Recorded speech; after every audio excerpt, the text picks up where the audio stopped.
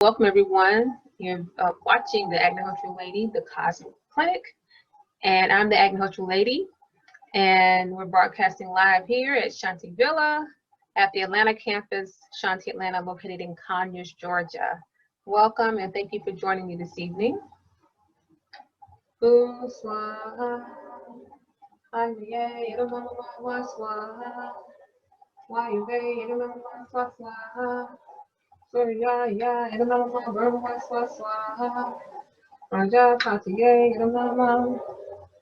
don't even know if you can see the fire there.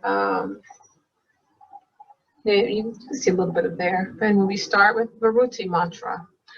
So tonight I wanted to, because it's been a couple of weeks since I've been on, and I really want to just talk to everyone about a lot of things that are going on.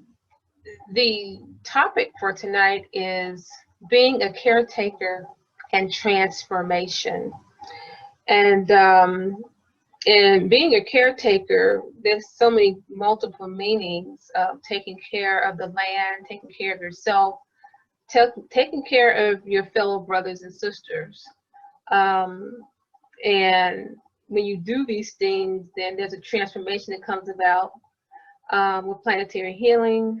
You take care of the planet, then you won't have as much pollution, and things are grown properly, people are healthy, and you live a very peaceful, abundant life. So these two things go hand in hand. And so I did want to talk about this as a topic because we're not very good caretakers. It's not funny, but you know, we are not taking good care of the planet and ourselves. I mean, we have to be more cognizant of the connection between the planet and humans, and just do a better job. So recently, we've had some weather, bad weather in the South. I believe of Alabama, Montgomery, here in Atlanta, Noonan, Georgia, I think parts of Tennessee and Mississippi. There was a series of tornadoes that just wiped people's houses and schools, just rocked them out of the foundations. And so I've often talked about the weather issues, climate issues on this show. And as you can see, every week there's some weather issue going on. So I want to talk about specifically dealing with tornadoes and things like that. You do have normally celestial winds that come from outer space that go into the contours of the earth. And this, you know, scientists, they may have another term for it, but in Ayurveda, we call them celestial winds. And this is helps to form our weather patterns. And so some people say that we have 49 of these winds, and out of the 49, 42 are considered good, and then 7 of them are considered bad. And so when we say by the bad winds, we're talking about hurricanes, tornadoes, typhoons, things like that. And usually when you're talking about natural occurrences, you have those type of 7 bad winds, hurricanes, tornadoes, and things like that, when there needs to be a balance brought about into a certain place there. Nature is going to always make sure that there's a balance. It's going to make sure it's always cleansed and that things are in order. And so now we keep hearing and seeing about and experiencing these tornadoes and other these bad weather patterns, and some of this is due to climate change. Some people will hazard to say is due to solar engineering. There has always been some sort of weather manipulation going on, not just in the United States, but in other countries. I mean, in China, I think that was for the Beijing Olympics, they did a big weather engineering program to prepare for that, and it made national news, so international news. So I'm not talking about things that are speculative, these things happen. And our own government has said that they've done these type of weather engineering experiments before. They don't do them anymore. I don't know about that. Just if you pay attention to the sky and different things, I'm like, oh, you know, what's going on there? But I know that there's a Harvard professor. What is his name? He's a physicist. And let me look up his name real quick because I want to talk about this. He talks about solar engineering and solar geoengineering, excuse me. And he's done TED Talks talking about this. And now I don't know if they've through Harvard have they done some kind of experimental program. But his name is David Keith. He's a Harvard physicist, and he's talked about this several times. But to me, if you're talking about solar geoengineering, any kind of weather modification, you really cannot interfere with the natural order of how the weather patterns are supposed to be.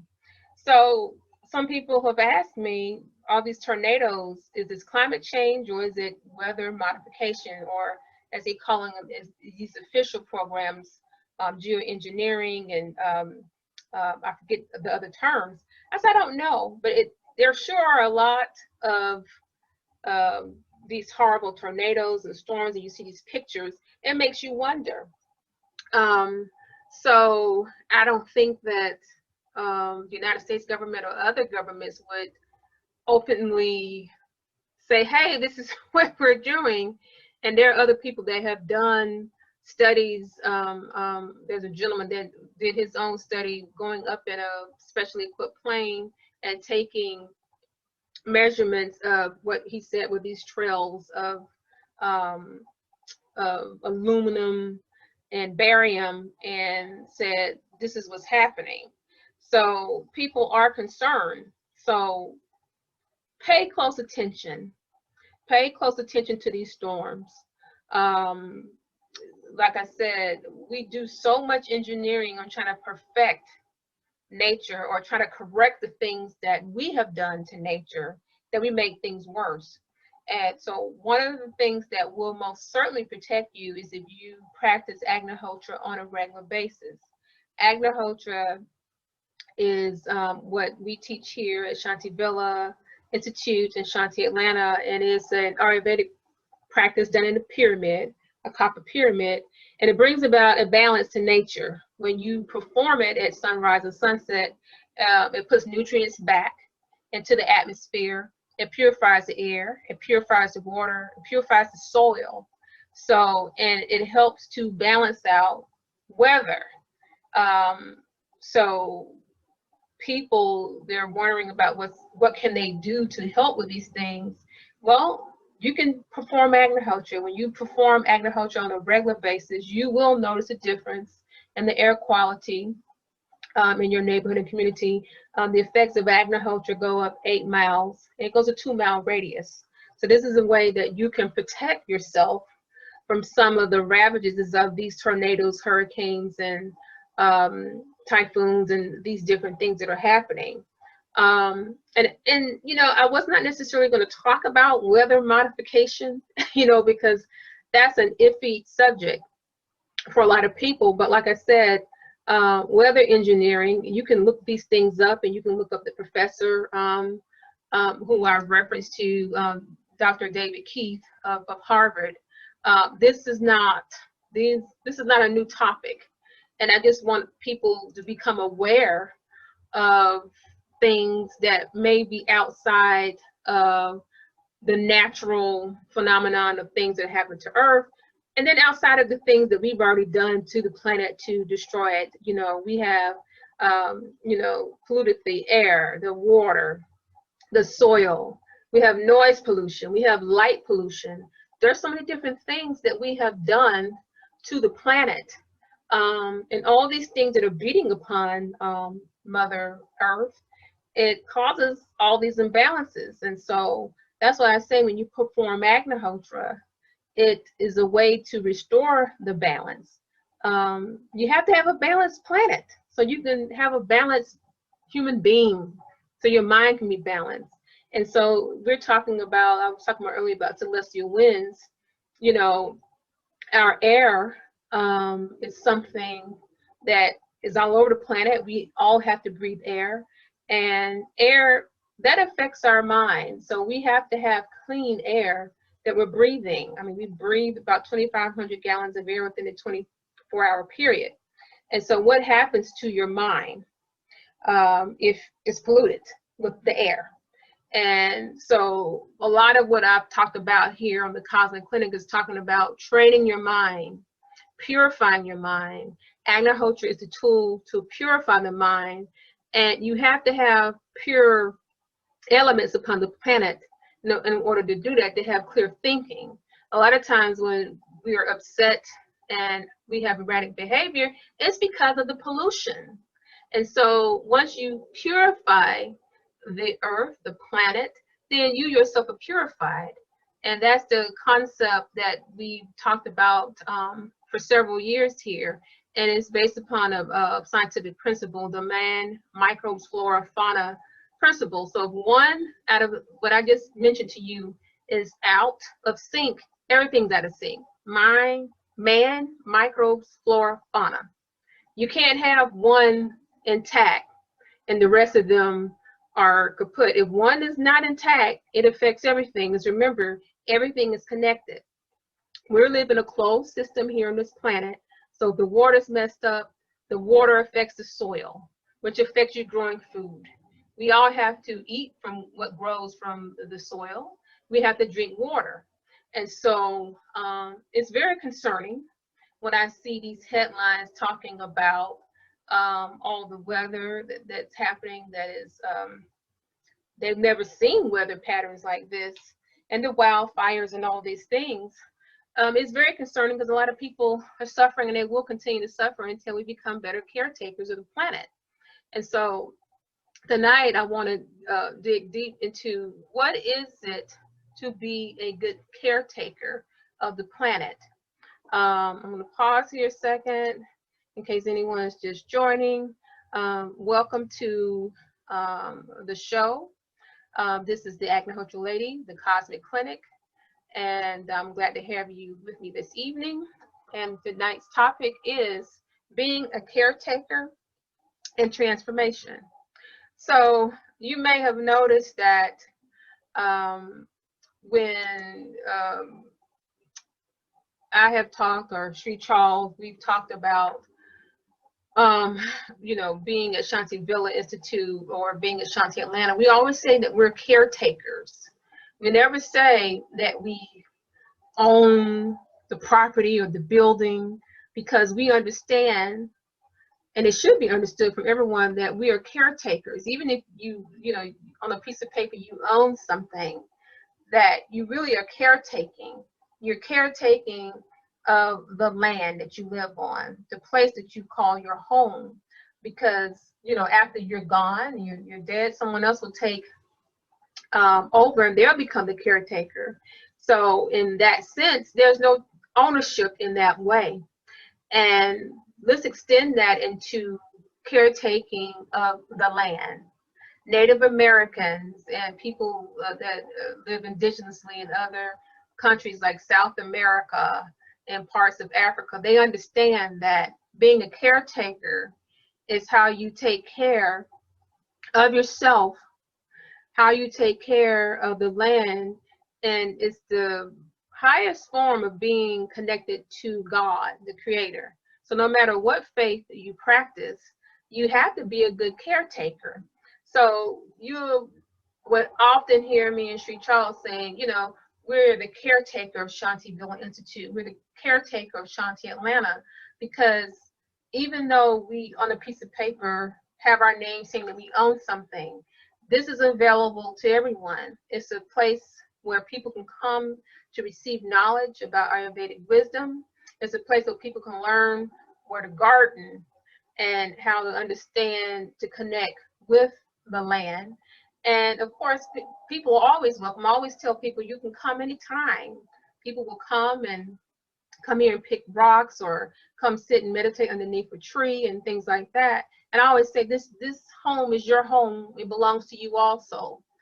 And in that way, there's no attachment, because in caretaking of anything, you know, it belongs to the community. It belongs to people around you, because whatever affects me affects you, and what affects you affects me. So caretaking, when you take this to the planetary level, it's a very serious thing, because you do not live on the planet by yourself. We share the planet, okay?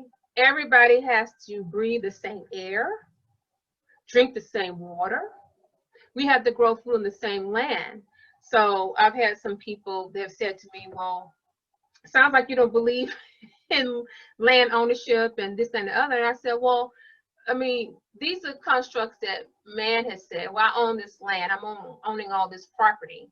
And it really means nothing, because what you do to the land, it affects everyone. So I know you may have people that own water bottling companies and people that own land, and now people are discussing, who's gonna, what was the article someone was saying, who owns Mars now, as they're going there and doing all the excavations and explorations there. And I'm like, wow, we really have become a society of people that has to own something. And the thing is that all these things were created by God. They created for us to share with each other, to nurture. So I'm sorry if you ask me, and from Ayurvedic teachings, you do not own any of these things. These are things that are here for us to use in order to live fruitfully and to connect with each other. So, people may think they have water rights, and you can't use this water, and these borders here, you can't come here. It's, to me, that makes no sense, because I don't really see my place as having a border. Anyone can come here. I grow food. I tell all of my neighbors, here, you can come here, you want to help, you want to pick some food, go ahead. Because it is for me to let people know that this is how we should live, and that is the example that all of us should set by sharing and understanding that that is true caretaking. True caretaking, there are no borders. There's no, oh, here, this is my water, this is your water, okay? Which is crazy. I mean, dirty water affects everyone, okay? And of course, you have, people own houses and things like that. But as we see now, there's so many people that are homeless, living out of their cars, living in tents, in tent cities, living under overpasses and stuff, expressway overpasses. I mean, so really, some people live in a house, some people don't. And especially in America, where this is a very rich country, we should not have people living in tents or even in their cars. So there is no true ownership when you're talking about caretaking, and being in, by this I mean this in the spiritual way. You have man's laws, and then you have spiritual laws. And once you break the spiritual laws, which are the natural order laws of the nature laws, once you break that, then everything goes kaput and it collapses, as we have seen. So I just wanted to really talk about that, because I've had people asking me about this many times, about land ownership, and I own this, I own that. That points to the ego, and it also points to an attachment to a material thing. And so for me, it hurts me when I see people that are in tent cities and they don't have a place to stay. And it hurts me when I see people suffering. So how can we not be sensitive to that and not help to provide for everyone? And now, since so many people are losing their jobs and things like that, it can't be I. It has to be we. What can we do together what can I do to help you? If you're going to talk about I, you know, what can I do? How can I extend myself? And that could be in many different ways, whether it be through monetary ways or giving of your time. I've had people say that they would like to tent, you know, camp out here, and you know, I'm by myself now, so I would do that if I had someone that was here with me to facilitate that. But if I could have a bunch of people out here in tents, oh, I would. And my daughter was like, Mom, you gotta don't do that, because she knows I've been talking about that. But that's how my heart is, because I don't like to see people suffering. And I figured that what little I have, let me share it, because it belongs to everyone. It's not just for me to use by myself. And so now we can talk about transformation. So when we're talking about any spiritual path, the purpose of the path is for you to transform. And in Ayurveda, you're not talking about destroying the planet or destroying yourself. You're talking about taking what's there, purifying it, so it is transformed to the highest level. And so any spiritual path you want to transform, you want to always transform to the highest, best self. That is the whole purpose, or else what is the point of the spiritual path? And so let's take a look at nature. And I've talked about this often. So when you see nature in its infinite wisdom, you would see that when things need to be cleansed, the forest, under normal circumstances, it would have a forest fire to cleanse, so there can be a rebirth. So there's always a renewal to have the transformation to always come about. So there's no true death in nature, and so it goes for humans too. There's always a renewal. Something that is born, it has to die. And so on the spiritual path, we always say, we don't want you to destroy yourself as a human being. You step by step transform yourself. So your love, your hate is turned into love and forgiveness. Your frustration is turned into patience, okay? And your loudness, that turns into quietness, okay, being still. So all these things that you are, don't worry about trying to fix everything at one time. On the spiritual path, you just go your path, and each step of the way, each thing gets cleansed. And so you'll find that if you're doing Agnihotra on a regular basis, that you find it so much easier to deal with the things that come into your mind, whether it be the greed or the jealousy. That's why we all go through this, okay? Being attached to material things, being quick to anger, you know, fussing and fighting with family members, or not getting along with co-workers, or not being patient enough with your children, and not being patient enough with yourself, okay? So all of these things, lust, envy, greed, okay, these things are cleaned up. As you do Agnihotra, then you're more and more enveloped with love.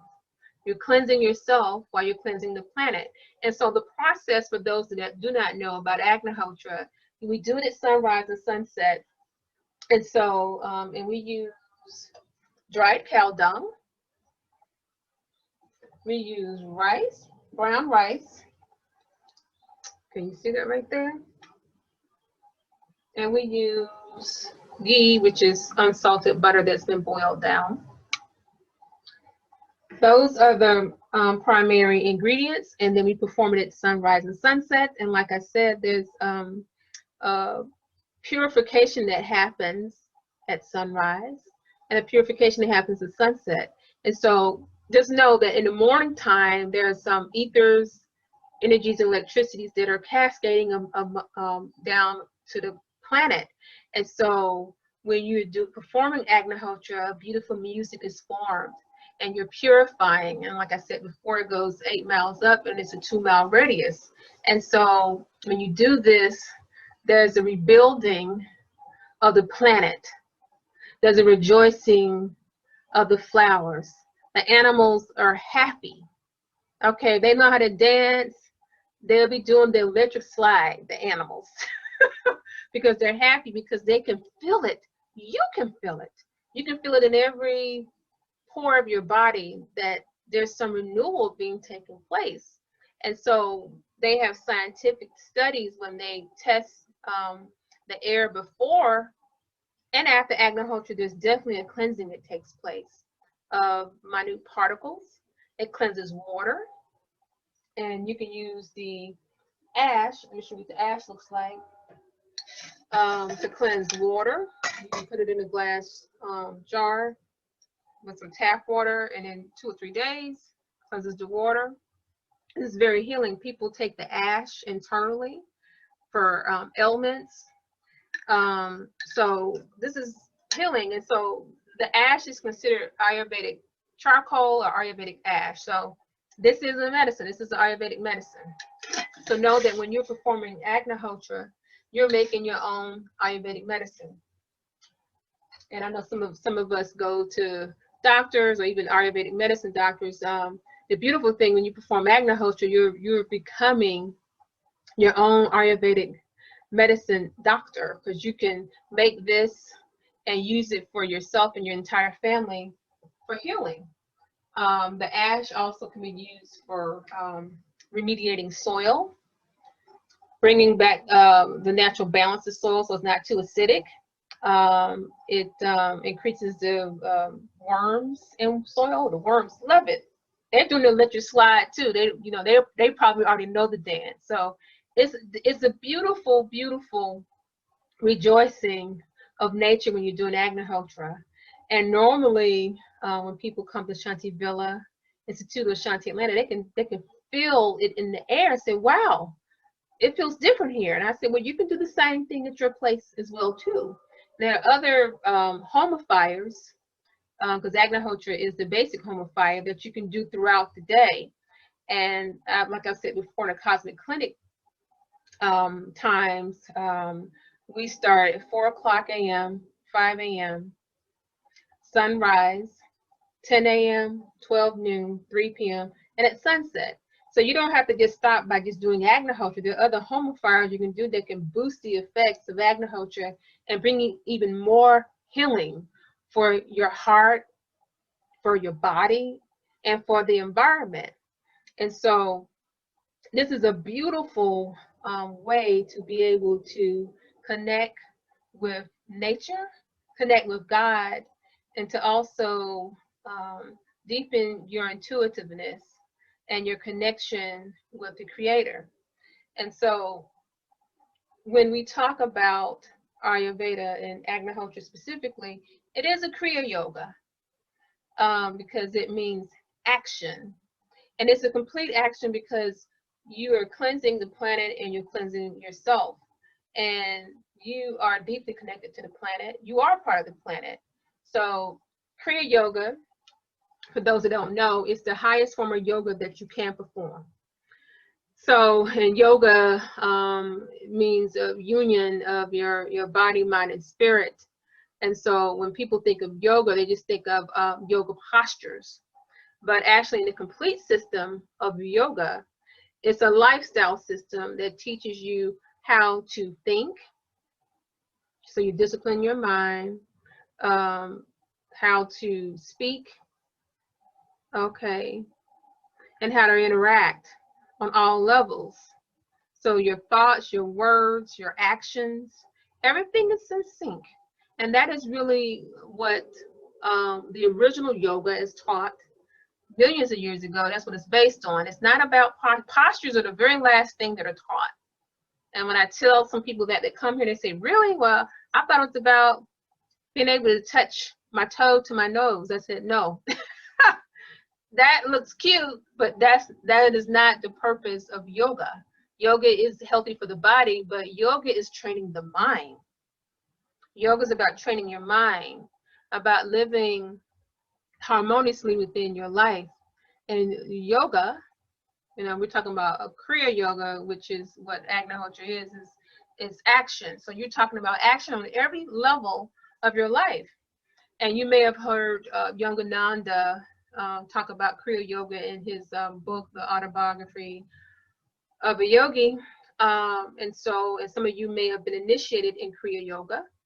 So Kriya Yoga really deals with you on the highest level of the energy being. Okay, so remember I've said before that within these bodies that we're energy beings, and so you're activating the energy self, your aura, your auric self, or your bioplasma body. There are many things that you can call that.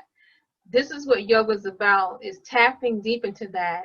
And then that's when you're able to control your energy body. And so getting back, talking about pollution and all the things that are happening on the planet now, and I've talked about you have to have clean air, because if you're talking about training your mind, having clean air is pivotal to that, you know, to the behavior of our children, of ourselves, you know, keeping us calm and stress-free. And so the prana, which is the energy that surrounds the entire planet, it surrounds our cells. So in Ayurveda, they say that mind and prana are two sides of the same coin. Let me repeat that again. Mind and prana, which is the life force, two sides of the same coin. And so now, because there's so much pollution, they're saying that many yogis and masters are saying that the prana is polluted. So do you understand now why it's pivotal for us to take care of the planet? Once we keep the prana intact, that affects our mind.